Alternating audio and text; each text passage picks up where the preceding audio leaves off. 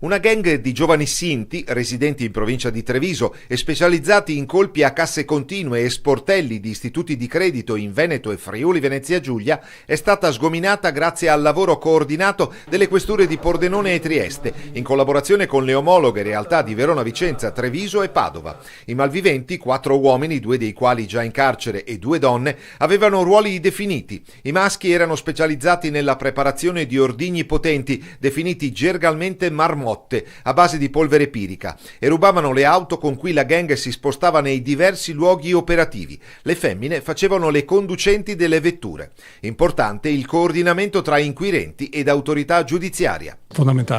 Fondamentale perché su questa indagine hanno speso molto dal punto di vista di credere anche loro insieme con gli investigatori su quella che era la potenzialità della banda e sulla necessità di dare gli strumenti adeguati a rispondere non a dei semplici furti ma veramente ad un gruppo che aveva obiettivi ben superiori, ben diversi. È stata condotta attraverso un'attività sul territorio che è nata da dei furti di autovetture e poi si è sviluppata con delle intercettazioni ambientali fatte all'interno di un veicolo, di una macchina che era stata rubata in provincia di Pordenone e che era utilizzata per fare appunto assalti a bancomat con l'utilizzo di esplosivo. Da quello che abbiamo capito nel corso dell'indagine, loro l'esplosivo lo nascondevano non nella macchina ma in un altro luogo.